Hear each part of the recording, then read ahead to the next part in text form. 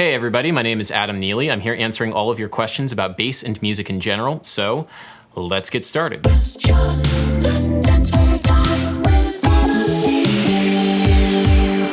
Valentin Yacante writes, "Hi Adam, I've been reading about something called the low interval limit. Is this real, or is it just an old theory? Love your videos." Okay, so you have to think of lower interval limits as a series of guidelines. They're not really rules, nobody thinks of them that seriously, but they're a series of guidelines governing how intervals behave when you play them really low. If you play two notes too close together but really low, what happens is that the overtones between the two notes start clashing in the audible spectrum, and it's hard for the ear to create any sort of harmonic relationship between those two notes. So the net result is something that's fairly muddy, sometimes percussive, and not really harmonic. What's important to note is that there is no right or wrong here. Stravinsky violated lower interval limits in The Rite of Spring, for example.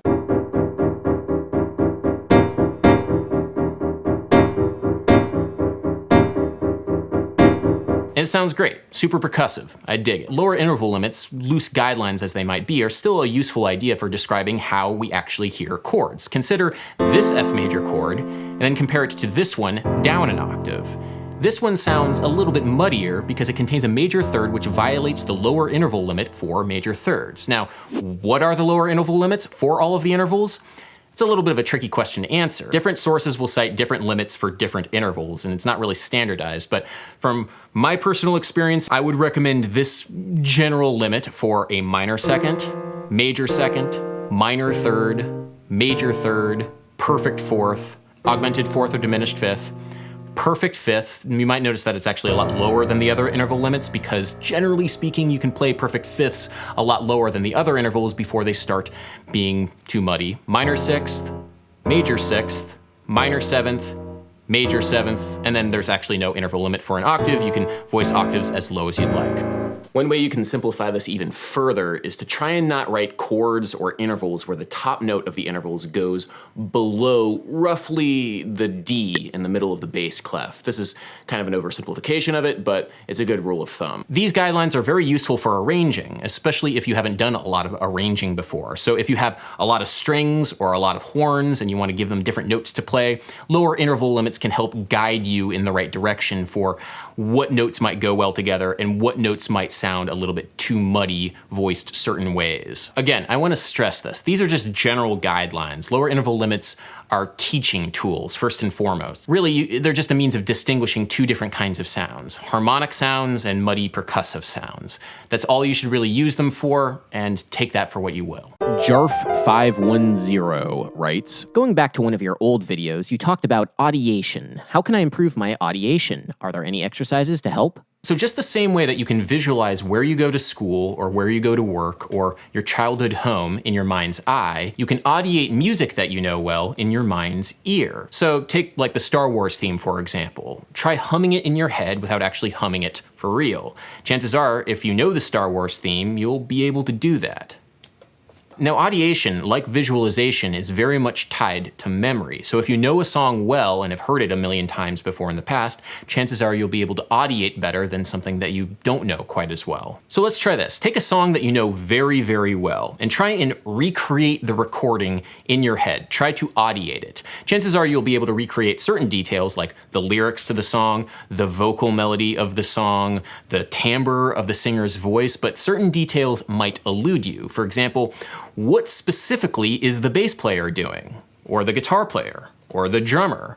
If you aren't able to recreate these details as vividly as the vocal melody, it's because you never created memories of them in the first place. So if you're going to audiate a more complete picture of this recording that you supposedly have heard so many times before, you're going to need to go back and listen to this recording and pay closer attention to what other instruments are doing. In case you are wondering, yes, I am telling you to go listen to All Star again so that when it gets stuck in your head, you may recall the subtleties in much finer detail. What this exercise should teach you is that critical listening and observation of detail is very important for the process of audiation. Most visualization exercises will have you focus in on the details of a scene to try and get as vivid and bright and alive of a picture as you possibly can when you're trying to visualize something. Athletes will often use visualization exercises before they play their sport, so my recommendation for all musicians is to practice audiation before you play your sport of music. Houssein Nazeran Pour writes, is there any historical reason why the Ionian mode was chosen to be the major scale and the Aeolian to be the minor scale in Western music?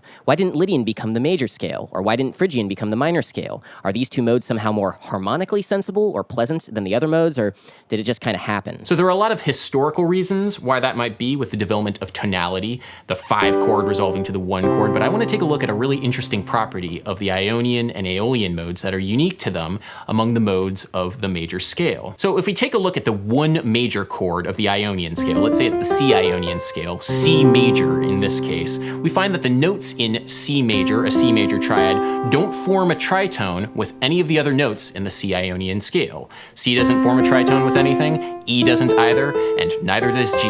This property of the notes of the tonic chord not forming tritones with other notes in the mode means that the tonic chord of a particular mode is going to feel super comfy, super relaxed, super at home. You're gonna feel super resolved when you hit that tonic triad chord. Now, in order to create tension within this mode, you're going to need to go to another chord. So, for example, with C Ionian in the key of C, let's say you go to F.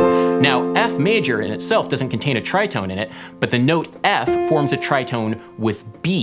So what this means is that even if you're not talking about 5 going to 1 in Ionian, you still have this engine of tension and release built into it. This is not the same case for the other modes. Let's take D Dorian, for example, and take a look at the 1 chord in D Dorian, D minor. That F, the flat 3, forms a tritone with B, the 6th degree of D Dorian, and so the D Dorian tonic triad is not going to feel as relaxed and as rested and as resolved as, say, C major does in C Ionian. It's the same case with Phrygian. The 5 of the tonic minor chord forms a tritone with the flat 2. It's the same case with Lydian. The 1 of a 1 major triad forms a tritone with the sharp 4. It's the same with Mixolydian. The 3 of the 1 major triad forms a tritone with the flat 7. This is not the case with the Aeolian mode. The 1, the flat 3, and the 5 of the 1 minor triad of the Aeolian scale do not share tritones with any other notes in the Aeolian scale. So this is somewhat speculative, but it might help to explain why Ionian and Aeolian have become the dominant major and minor modes in Western music. Their tonic chords are the most stable and the most conducive for a tension and release scheme. RoseGuyCrazy writes, okay, question. What is the thing that the drummer is playing that gets some screen time at the beginning of the song? The little pad that's to the left of the drum kit. I don't go to live shows all that often, but I've started to see them pop up a lot. Is it some sort of synth or sample pad? Yes, this is the Roland SPDS-X drum pad. It has become very popular among drummers for a number of reasons. The first, and the most obvious one, is that you can play electronic drum samples on it, which is enormously useful for any contemporary kind of music and for any kind of contemporary live situation. The other useful thing about it is you can use a drum pad to trigger live playback through Ableton Live. So you can hit a certain pad that means next scene, you can hit a certain pad that means stop song. It's basically the easiest way for a drummer to control a laptop while still playing drums. Now, there are other companies that make these pads, but from what I've seen, it's really the SPDS-X, which has become kind of the gold standard over the past 5 or so years. Waluigi Chan writes, I know you've talked about octave pedals that shoot notes an octave down, but what about similar pedals that shoot notes an octave up? Does that have potential for lead lines with bass that mimic those of a guitar?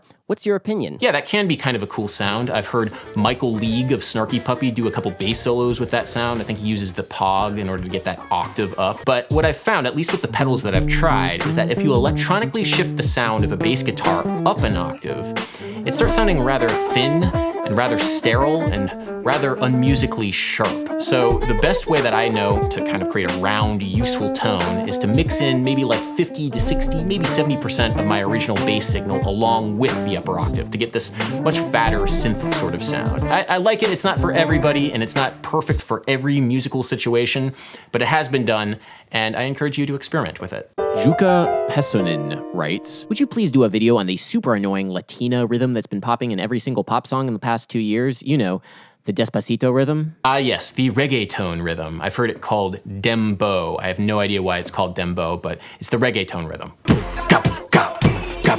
Growing up on the East Coast of the United States, we had a lot of Caribbean people, a lot of Central American people, and so you would hear a lot of that sound just when you're walking down the street. So when you say it's like just in the past couple of years, to me that's kind of funny because I've heard it my entire life. But yes, in like newer Latin pop tunes, Bailando, Despacito, it's kind of like entered on the grand international arena. So if you want to check out more of that, check out reggaeton.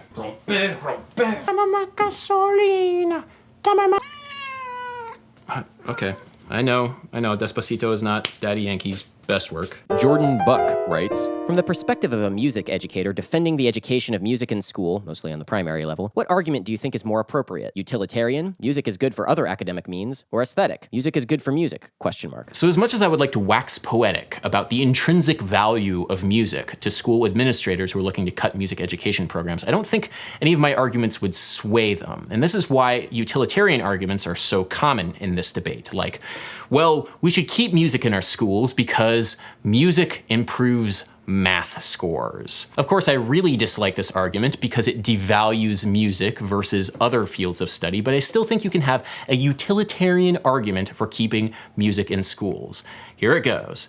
If you study music as a young musician, you learn one of the most important skills that any human being can acquire, the delay of gratification. In the beginning, when you're studying music, you suck. And in order to get better, you have to delay gratification for long enough in order to get that skill. To be able to play an instrument is incredibly rewarding. And the only way that you can is through hard work. This skill and its application are normally viewed through a financial lens. If you work hard, then you will have money. This way, if you study music, you will view it through an entirely different lens, an artistic lens, something that is not based upon the vagaries of the financial system, instead purely based upon what you can do. Music is not the only extracurricular activity that teaches the value of delayed gratification. Lots of practice equals cool skill that you can use to show off to all of your friends. You can think of athletics through the same light, for example. But the study of music teaches this value in a pure way. So you can have a utilitarian view of music for sure,